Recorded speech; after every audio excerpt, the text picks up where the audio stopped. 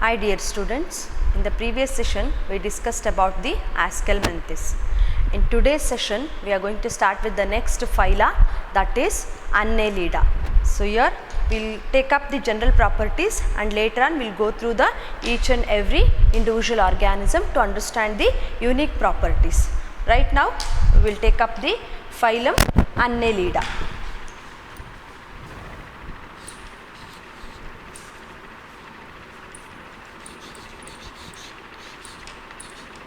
Phylum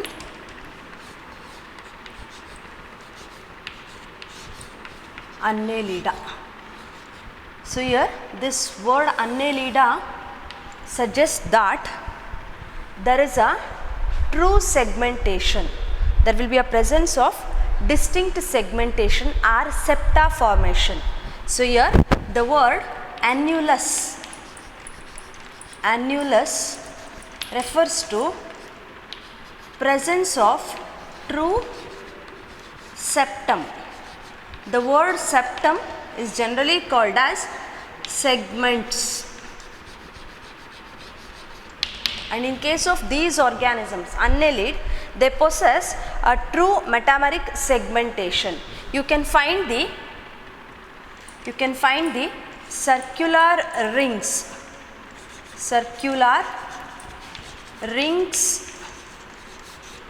on both dorsal and ventral surface. Dorsal and ventral surfaces. So that is called as metamerism. So here it is referred as metamerism. The definition for metamerism. So you can find that, I will write the diagram here to understand this property.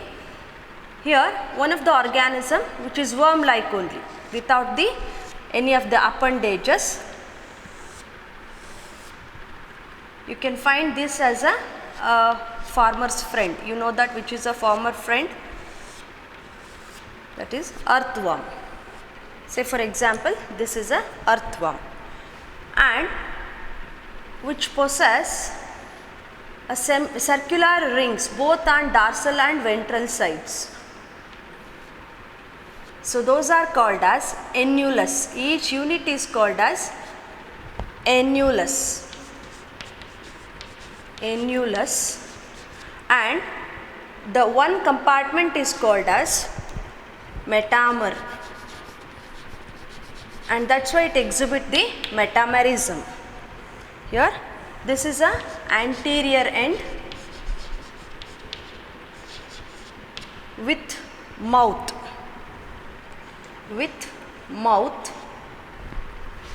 This is a mouth, and at posterior end you can find the anus. Anus at posterior end. So these are called as segments. True segmentation will be observed in case of these organisms which are starting. Throughout the animal kingdom, the first which we have discussed are not present with any segmentation are the metamers, but later on the phyla called as Annelida which possess a true segmentation. So those are called as annulus or true septas or segments, and this circular rings which are present both on the dorsal and ventral side are called and that process is called as metamerism. So here you can find another one special property from this onwards. From Annelida onwards, all are coelomates which possess they have been developed from 3 germ layers. The future organs of the complete organism is developed from 3 germ layers and is called as coelomate organism, right? So these are called as coelomates. So whatever we discussed from this onwards, all are coelomate animals, and here they possess all the 3 germ layers. So that's why it consists of a mesodermal germ layer also.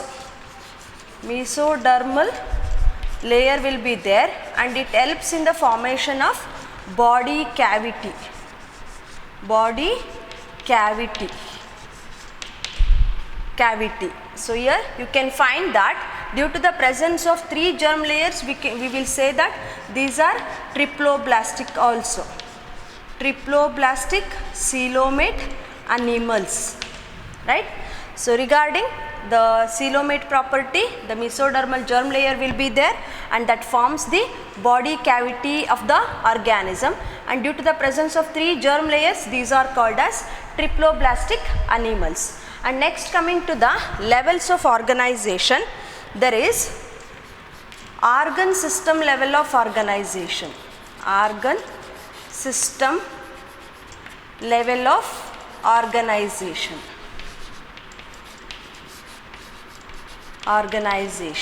So these organ systems can be discussed in the 7th chapter, structural organization in animals, and one model organism, earthworm, we are going to take to understand the structural organization.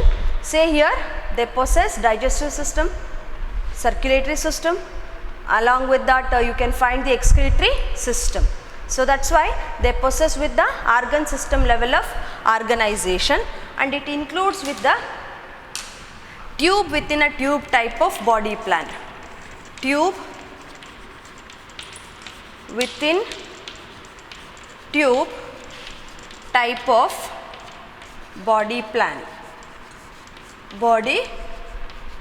As they possess mouth at anterior end and anus at the posterior end. So when it comes to these organisms, the symmetry will be bilateral. Along the anterior posterior axis. From anterior to posterior axis, if you cut this organism, you will get the equal halves. So that's why these are called as bilaterally symmetrical. Bilaterally symmetrical organisms. So next here is, there will be a presence of 3 layers, the body wall which is made up of 3 layers. In case of earthworm, there will be a development of body wall with 3 different layers, and those layers are cuticle, which is not outermost, but the outermost to the next is cuticle, and later comes with the epidermis,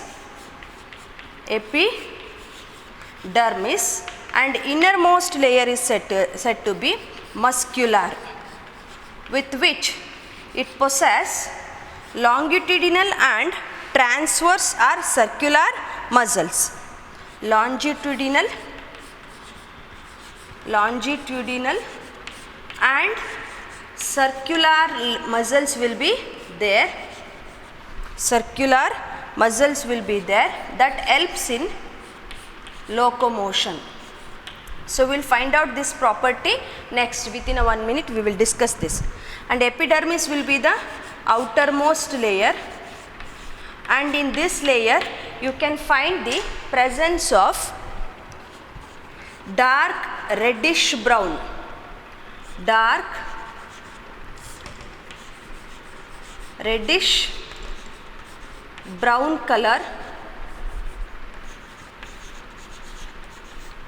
color. So this is due to the presence of, so I will write the same thing over here, that is, which is made up of a porphyrin, a component called as porphyrin, which helps in giving off a dark reddish brown color to the earthworm's body surface. Porphyrin, which is the pigment that helps in giving off dark reddish brown color to the epidermis of the earthworm anta heli question bantu andre, that is due to the porphyrin. A chemical component called as porphyrin provides a dark reddish brown color to the earthworm's epidermis. And coming to the cuticle, which is present as a external layer, not it is outermost, it is external layer, and innermost layer is muscular layer, and it consists of longitudinal and circular muscles. It helps in locomotion by contraction and relaxation of muscles. So just by making of creeping habitat. So ಅದು ಹೇಗಾಗುತ್ತೆ, ಹೀಗೆ ಹೀಗೆ ಹೀಗೆ ಹೀಗೆ move ಆಗ್ತಿರುತ್ತೆ, ತೆವಳ್ಕೊಂಡು ಹೋಗುತ್ತೆ ಅಂತ ಹೇಳ್ತಿರಲ್ಲ ಕನ್ನಡದಲ್ಲಿ, ಅದನ್ನು ಕ್ರೀಪಿಂಗ್ ಅಂತೇಳಿ ಕರಿತೀವಿ. So this creeping habitat will be the type of locomotion in these organisms, and that is contributed or attributed by the presence of longitudinal and circular muscles in the separate septa. ಒಂದೊಂದು ಸೆಪ್ಟಾದು ಕೂಡ ಹೀಗೆ move ಆಗ್ತಾ ಹೋಗುತ್ತೆ, creep ಮಾಡ್ಕೊಳ್ತಾ ಹೋಗುತ್ತೆ, and that is given by longitudinal and circular muscles present in the body through contraction and relaxation. I will write here only through contraction and relaxation. Contraction and relaxation, it forms the locomotion. It forms locomotion.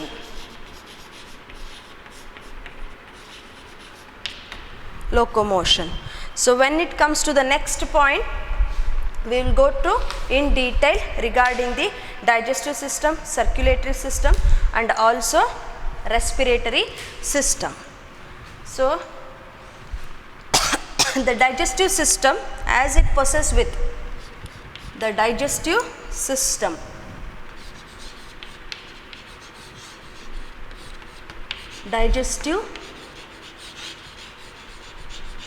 system, here you can find that tube within a tube of body plan. So that's why you can find anterior mouth and the posterior anus.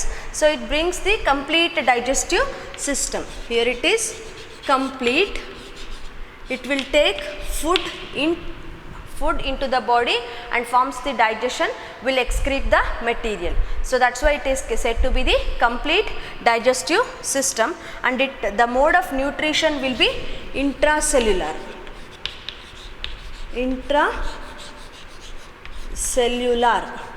The digestion is intracellular and the digestive system is complete. Then next come to the another system called as respiratory system.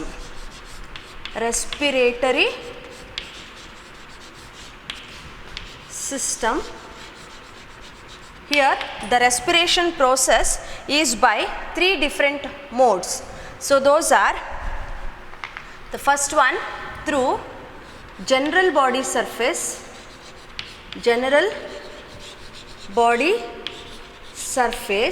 that is skin, that is by skin. And the next is cutaneous respiration, as it possesses with the cuticle over there.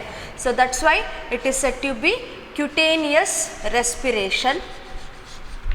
3 different type of respiration will be there by 3 different structures. So as the skin acts as a respiratory organ, so it is general body surface. Then come to the, by the help of cuticle layer, it forms the respiration process, intake of gases. So that's why it is said to be cutaneous respiration. And the last is gills. By the help of gills, it also makes a respiration. That's why it is called as gill respiration. 3 different structures in the body of an earthworm. Now one example we taken, so that is earthworm. When it comes to all annelid, you can take example Nereis or maybe the leech. ಅಲ್ವಾ. So ಈ ಥರ ಬೇರೆ ಬೇರೆ ಎಕ್ಸಾಂಪಲ್ಸನ್ನು ತೊಗೊಳ್ತೀರಾ. Whatever it comes to the any organism of Annelida, it possess with the 3 different type of respiration through general body surface, cutaneous respiration and gill respiration. The next system is excretory. Excretion and excretory system. Here in case of excretory system, you can find that the organisms forms 2 different types. So one is based on the excretory component, we will classify the organisms, that is ammonotelic, uricotelic and ureotelic. Here these organisms, few will be living inside the water body and few will be living outside the water body, that is terrestrial. If the earthworm, same organism, exhibit 2 different type of excretory substances.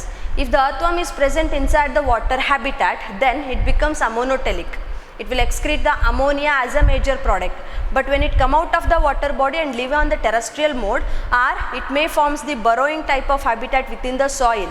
So soil ಒಳಗಡೆ burrow ಮಾಡ್ಕೊಂಡಿರುತ್ತೆ. ನೀವು ನೋಡ್ತಾ ಇರ್ತೀರ normally ಒಂದು agriculture ಲ್ಯಾಂಡಲ್ಲಿ earthworms ಇರುತ್ತೆ. During rainy season you can find the ಅರ್ಥವಾಮ್.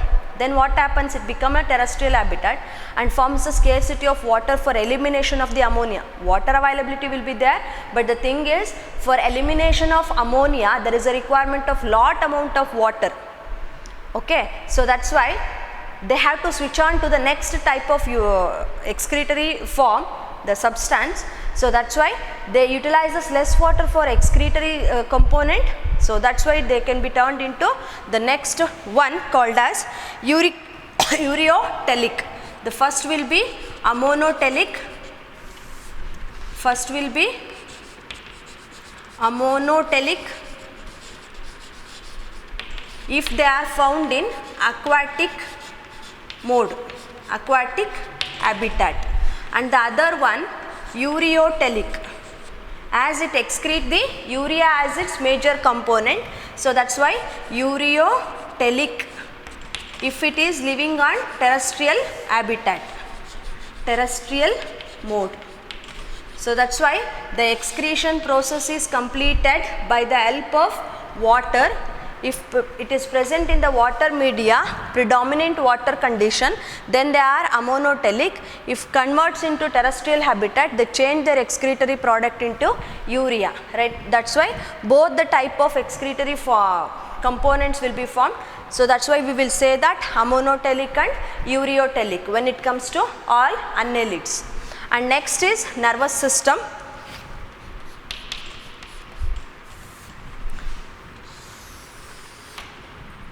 The next is nervous system. In case of nervous system, here the brain is going to be developed.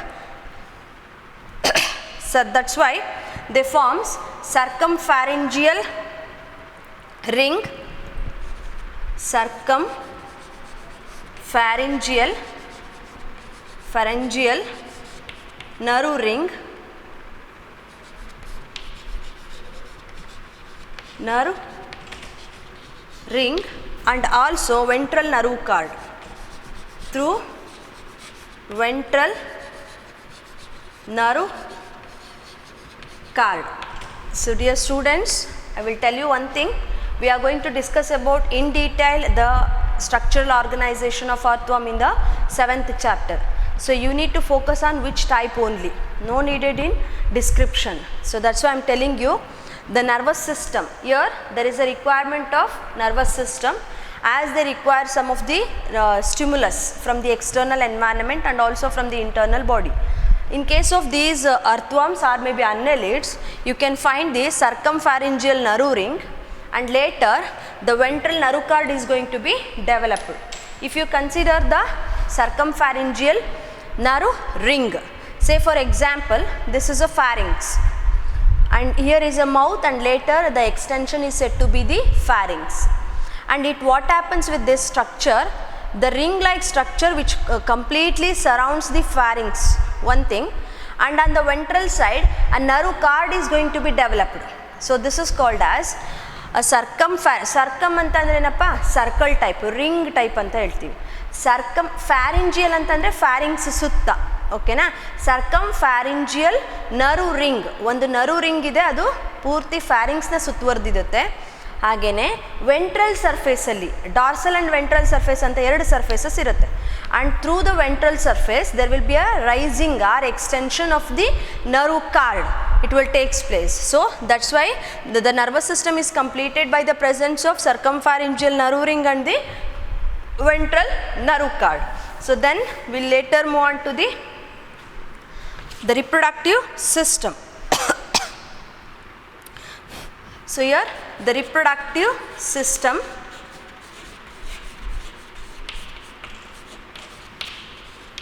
in case of reproductive system, as these are hermaphrodite animals, these are also hermaphrodite, but still they form the cross fertilization. Still they form cross fertilization. That means there will be exchange of the genetics components, genital components with the first matured male with the second matured females, or you can find the protandrous type first and later on the protogyne. So that's why what happens with these things, the first formed mature male will share its genital components to the female individual, then forms the egg formation, and then they are released into the soil. Later the development is direct and indirect also. In few of the cases it forms the direct development, and few of the cases will forms the indirect development, and the fertilization is external. So here, as the eggs are released into the soil by nourishment through the external environment only, they will come out as a new individual. So that's why the cross fertilization is observed in case of annelids, even though they are hermaphrodite. You know the meaning of hermaphrodite, there will be a presence of both the sexes in one individual organism, and is called as hermaphrodite condition, where even though they possess a hermaphrodite condition, they fall into the cross fertilization method. As the protandrous type is exhibited by the male individual structure, I am not telling about the male individual organism, it is male individual structure. The first testes are going to be developed, they share the genital components with the female individual of the other organism, and then forms the reproduction. So that is called as cross fertilization. Coming to the fertilization which is external, fertilization is external, and development is both by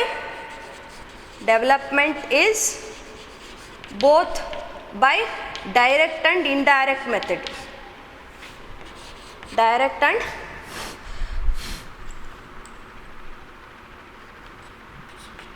indirect method. So some will exhibit the formation of a new individual of a parental type directly, or the egg is developed into a new individual with the intermediate stages, that means the larval stages. So that is called as indirect development, right? So we completed with the reproductive system. When we go through the examples of this, so here you can find the ನೀರಿಸ್. ಕನ್ನಡದಲ್ಲಿ ನನಗೆ ಗೊತ್ತಿಲ್ಲ ನೀರಿಸ್ ಅಂದರೆ ಏನಂತಾರೆ ಅಂತ ಹೇಳ್ಬಿಟ್ಟು. Okay, leach, ಜಿಗಣೆ ಅಂತ ಹೇಳ್ತಾರೆ ಗೊತ್ತಾ, ಯಾಣ ಅಥವಾ ನೀವು ಸ್ವಲ್ಪ ಕಾರ್ಕಳ, ಅದರ್ವೈಸ್ ಧರ್ಮಸ್ಥಳ, ಬೆಳ್ತಂಗಡಿ ಈ ಕಡೆ ಎಲ್ಲ ಹೋಗಿದ್ರೆ ಗೊತ್ತಾಗಿರುತ್ತೆ, ಟ್ರಿಪ್ ಆ ಥರ ಏನಾದ್ರು ಹೋಗಿದ್ರೆ ಗೊತ್ತಾಗಿರುತ್ತೆ. ಓಕೆನಾ. ಅರ್ಥವಾರ್ಮ್. Why I am taking all these as an examples? So these all falls into Annelida, group Annelida. You can find the locomotory structures with different condition. In case of Nereis, a leaf-like structure, which is origin from the main body, which is originated from main body, from main body structure,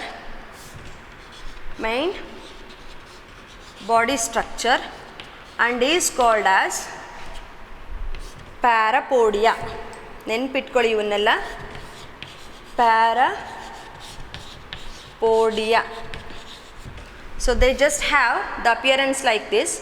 If you consider that this is an anterior mouth, triangular mouth, and then the extension of the body which is cylindrical, body possessed with the cylindrical structure, and there will be a true segmentation for these organisms also. I am writing with little structure, and again after this a leaf like structures which are origin from the main body and are called as parapodia. Okay, ಹೀಗೆ leaf ಥರ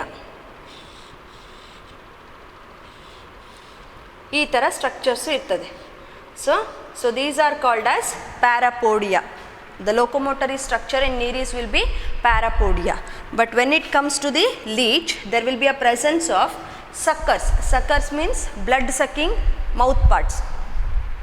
When it comes to leech, you know that the organism is completely endoparasite. So this is one endoparasite, exoparasite. As it depend on other organism for its nutrition. It is going to suck the blood of other animals. So that's why it is called as exo. Exo means outside. ನಮ್ಮ body ಹೊರಗಡೆಯಿಂದ ಬ್ಲಡ್ನ ಸಕ್ ಮಾಡಲಿಕ್ಕೆ start ಮಾಡುತ್ತೆ.